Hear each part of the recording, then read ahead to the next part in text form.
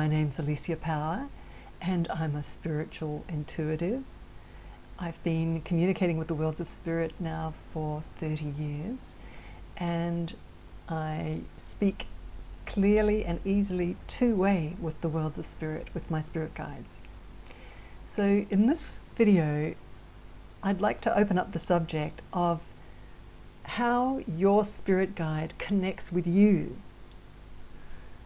Because a lot of people ask, how can I connect with a spirit guide? So we're going to talk about how your spirit guide and your spirit guides connect with you. And what I do always is I stop and ask my spirit guides. Remember, I've been talking two-way with them for a long time, nice and clearly. So I ask them, what do they want to say about that? Because very few people ask that question, or ask the worlds of spirit that question. How do they connect with us? So the very first piece of information that's instantly coming back to me to convey to you about this topic is that spirit guides, generally speaking, know you, your spirit guides know you incredibly well. They've played with you and worked with you and dealt with you in other soul experiences. Maybe not when you're human, but maybe when you weren't human and you were just a soul in the worlds of spirit. And so these spirit guides might have hung out with you in discussion groups and learning groups. They might have been your teachers in these learning groups where they got to know you really, really well and guided you. This is even before you've even come into being a human. That soul, that's the driver of the seat of the car. This is the car, the human body. The soul that's sitting and driving the car. So that soul has had existences before it came into the car, before the driver jumped into the car, before the soul came into the body.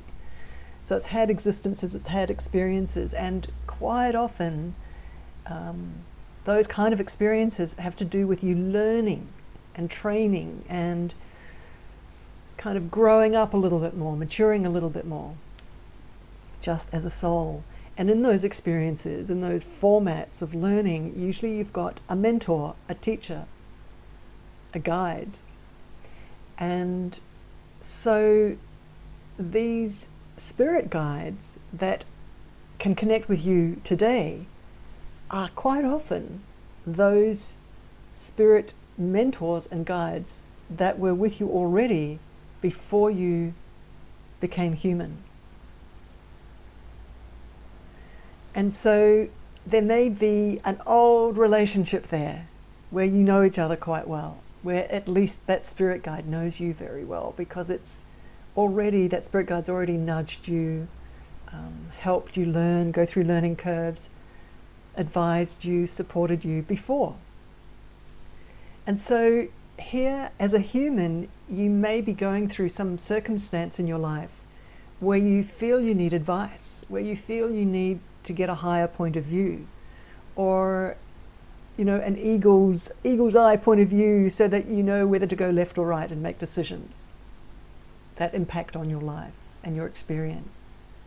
And so a moment like that, you could say to yourself, gee, I wish I had someone who was wise and high in their overview to talk to ask what they would do or what they would advise me to do. And so in a moment like that, it's interesting because we quite often, I know all of you watching this have had moments like that, or might be in a moment like that right now. That's why you've Googled spirit guides, maybe. And so we may be needing and deciding that we need that kind of help, that kind of overview.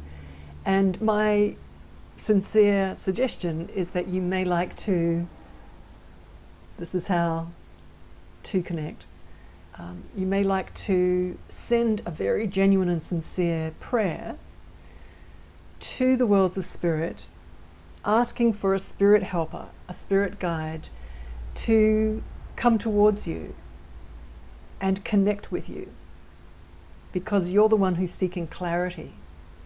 So in a moment like that, what happens in the spirit worlds? Because the spirit worlds are just the energy worlds, the quantum worlds, the worlds of quantum energy, where the principles of non-locality, or the principle of non-locality, applies. And the principle of non-locality is a quantum principle.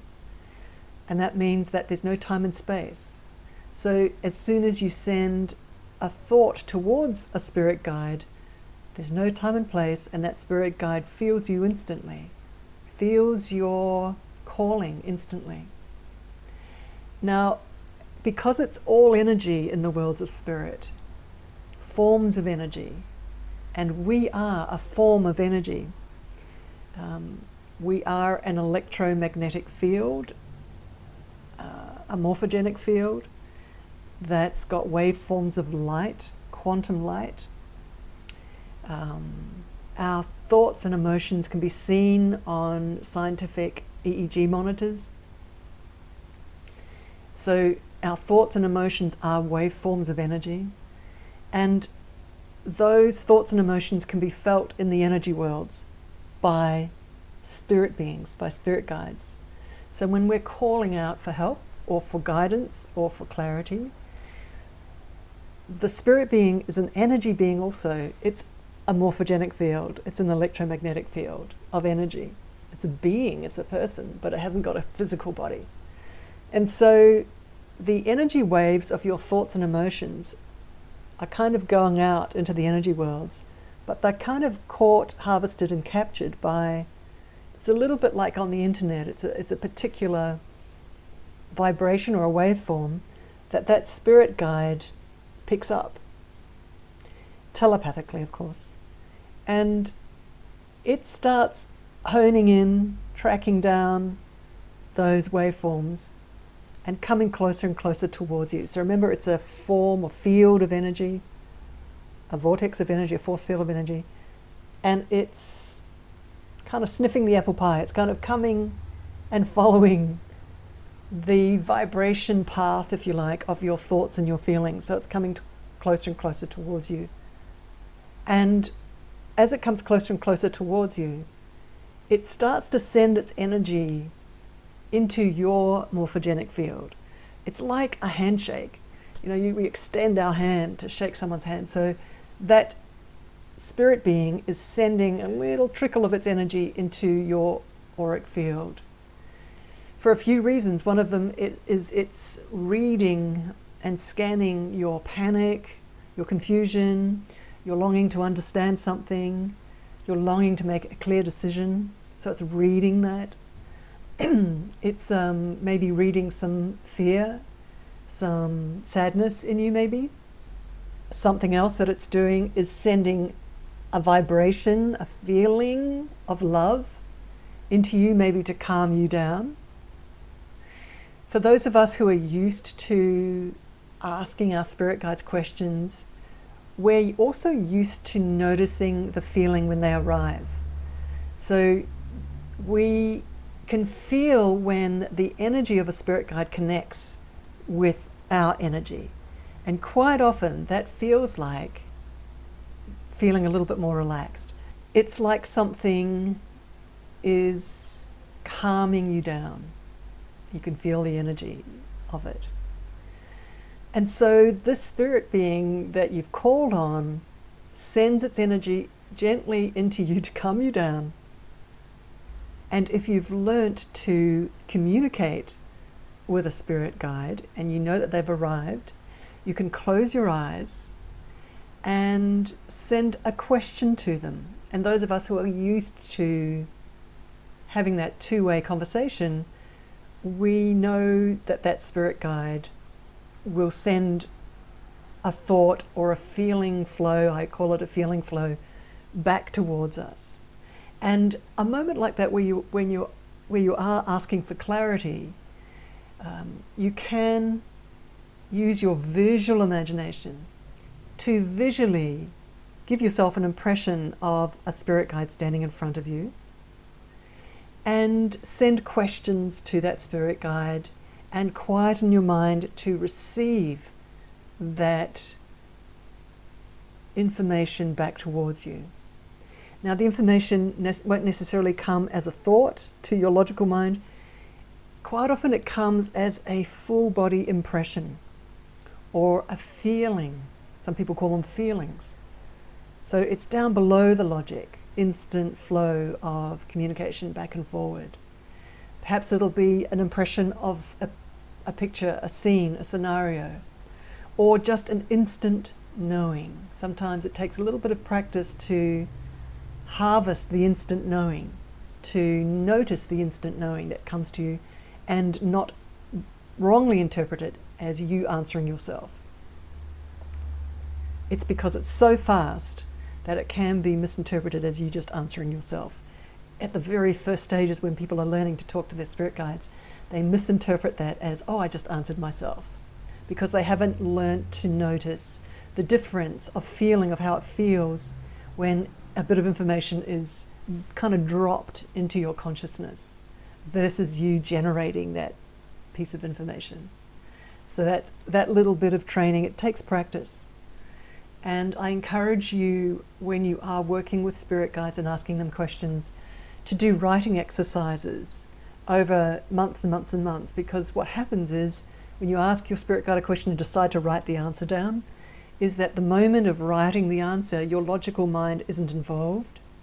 You write it out, it's on black and white in front of you, and later on when you finish the question and answer session with your guide, and you're not in that mode of just tuning into the instant knowings and the instant impressions, the kind of waterfall of that consciousness transmission towards you, and that's finished, and then you look at the piece of paper and read it, your logical mind can make more sense out of what you've written.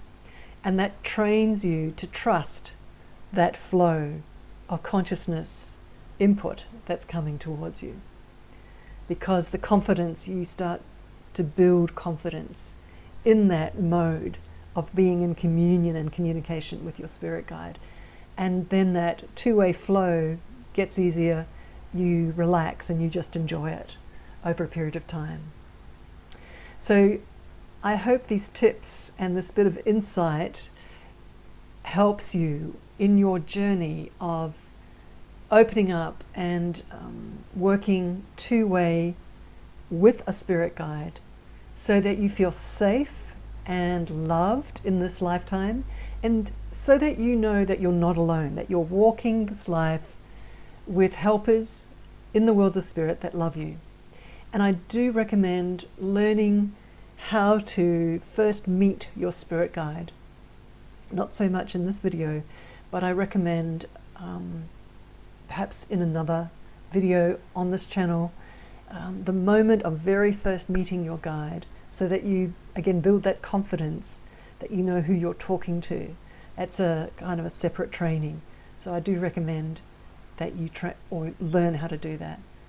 Thanks for watching. My name's Alicia Power. Please take care. Namaste.